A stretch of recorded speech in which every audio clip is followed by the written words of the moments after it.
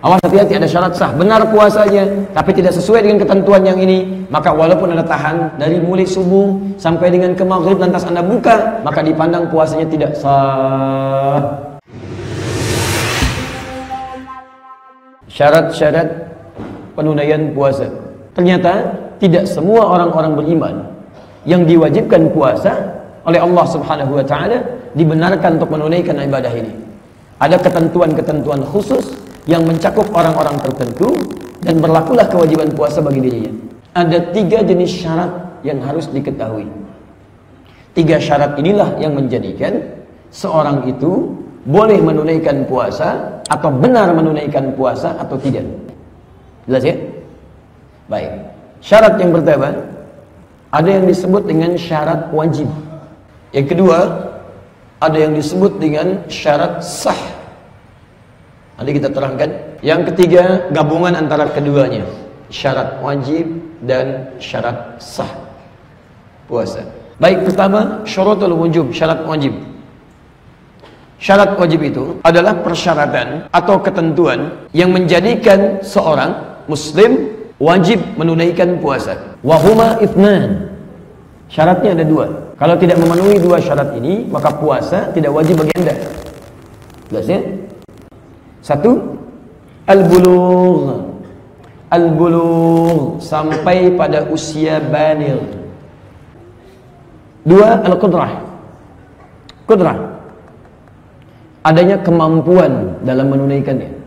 Maka puasa tidak berlaku hukum wajibnya atau terangkat hukum wajibnya pada seseorang yang tidak memiliki kemampuan dalam menunaikannya, seperti karena alasan sakit atau yang semisalnya. Jadi tidak semua jenis sakit yang disebut dengan sakit menjadikan Anda kemudian, mohon maaf, tidak menunaikan puasa.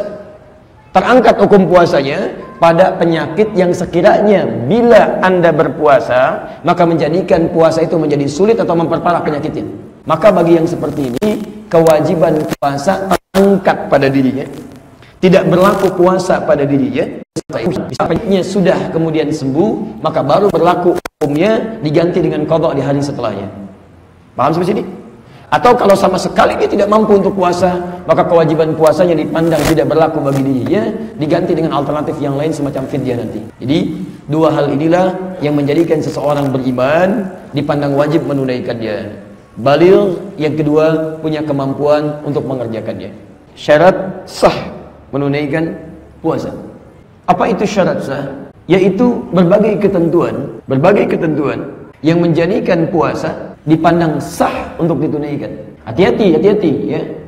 Anda misalnya sudah baligh dan punya kemampuan, tapi ketika Anda puasa tidak sesuai dengan persyaratan ini, walaupun Anda puasa misalnya tidak sesuai dengan persyaratan, maka puasa Anda dipandang tidak sah dalam menunaikannya. Awas, hati-hati, ada syarat sah. Benar puasanya, tapi tidak sesuai dengan ketentuan yang ini, maka walaupun Anda tahan dari mulai subuh sampai dengan ke maghrib lantas Anda buka, tidak sesuai dengan persyaratan yang berikut ini, maka dipandang puasanya tidak sah.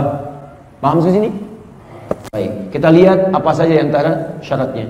Awas, persyaratan sah ini melekat pada setiap ibadah pada umumnya. Wudu misalnya, syarat sahnya sholat. Anda sholat, takbirnya benar-benar takbir, ya, Masya Allah, sholatnya khusyuk sampai menangis, Masya Allah, sampai dengan salam. Cuman sayang sholatnya nggak wudhu, maka tidak sah sholatnya. Jelas ya? Maka tidak sah sholatnya. Demikian puasa Anda tunaikan dari mulai subuh sampai dengan ke maghrib, tapi tidak memenuhi unsur-unsur ini. Apa saja unsurnya? Kita ambil pertama, al-Islam,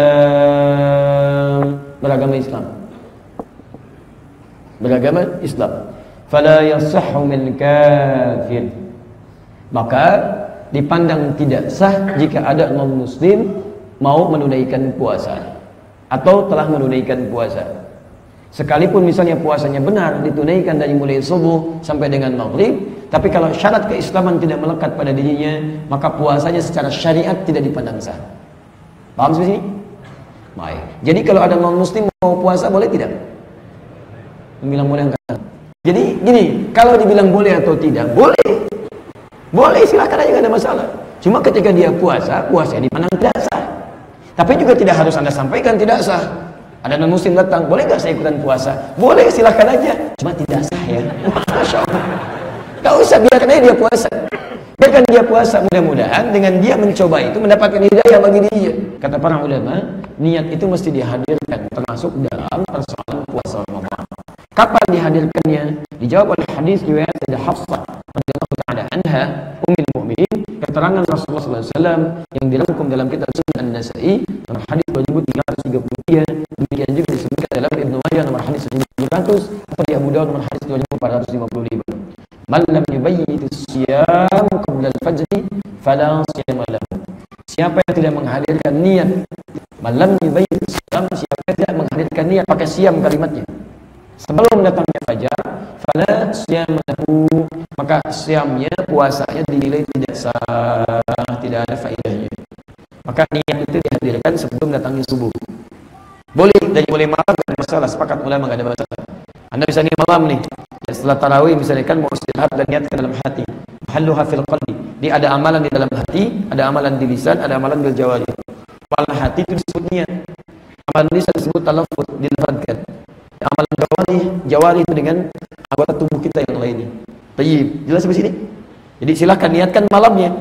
Malam, kalau sudah niat itu misalnya Anda tidur, bahkan berhubungan suami istri, itu tidak membatalkan niatnya, sah niatnya. Kalau Anda ingin lebih dikuatkan misalnya, mendekat kepada fajar boleh. Ya, Anda sahur misalnya, selesai sahur, dengan baik selesai sahur, atau makan di waktu sahar, habis istighfar Anda berniat untuk puasa. Dan akan lebih baik bila niat itu digunakan dengan takrar, mengulang, berulang, ya tidak dipaketkan. Ya, misalnya niat sekali untuk 30 hari ke depan, atau 29 hari. Baik ya, ada yang berpendapat demikian, tapi itu lemah. Diusahakan niat itu dihadirkan tiap malam untuk menguatkan motivasi kita supaya lebih baik daripada sebelumnya. Jadi alangkah lebih baik bila tidak dipaketkan sampai dengan sebulan yang ke depan. Ya Allah, niat saya puasa Ramadan ya Allah, satu paket sampai akhirnya. Misalkan supaya nggak diulang-ulang karena Allah Subhanahu wa taala. Bisa gitu kan? Dalam hati Anda hadirkan kalimat itu. Walaupun ada sebagian yang mengatakan benar, tapi tetap yang terbaik adalah adanya takrar atau diulang dalam setiap malamnya. Jelas di sini? Ketiga, saya cepat. Syarat wajib dan sah bersamaan. Jadi yang sah tadi cuma 3. Syarat wajib ada 2, syarat sah itu ada 3, dan syarat wajib dan sah secara bersamaan. Yang dimaksud wajib dan sah secara bersamaan itu adalah ketentuan yang menjadikan seseorang dipandang wajib menunaikan puasa dan puasanya dinilai sah secara bersamaan. Kalau tidak ada ketentuan ini, maka dia tidak wajib dan tidak sah puasanya.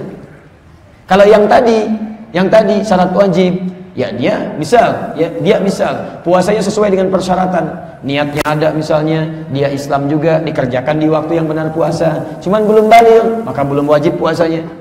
Kalau niat sah saja misalnya, dia sudah balik, punya kemampuan, cuman dikerjakan pada waktu yang bukan waktunya puasa, tidak sah puasanya. Kalau yang ini sudah tidak wajib, tidak sah pula dia puasa. Jelas ya?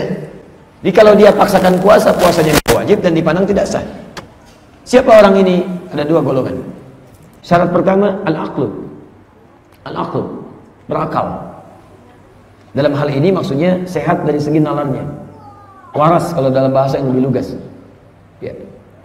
Fala yajibu siyamu 'ala al-majnun wal mughma 'alaih. Maka tidak berlaku hukum wajib puasa 'ala al-majnuni pada orang yang terganggu akalnya, tidak waras. Atau yang fungsi akalnya belum berfungsi sempurna.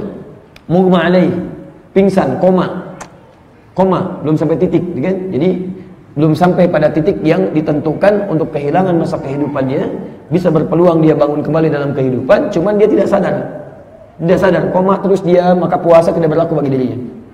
Ya, jelas ya?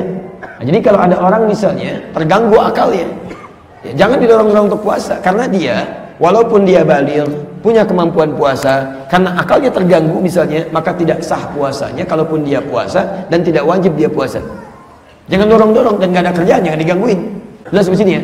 Dibiarkan, gak ada, dan itu diangkat, dia gak dinilai kok. Gak dinilai. Jelas di sini? Maka ini bagian yang pertama.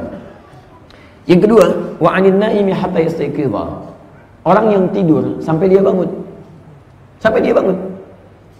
Ada kondisi tertentu yang bahkan bangunnya sulit, seperti koma tadi yang saya sampaikan, mughma 'alaih, pingsan yang cukup lama.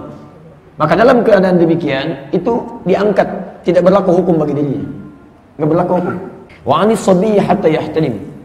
Dan dari anak kecil sampai dia kemudian menjadi baligh.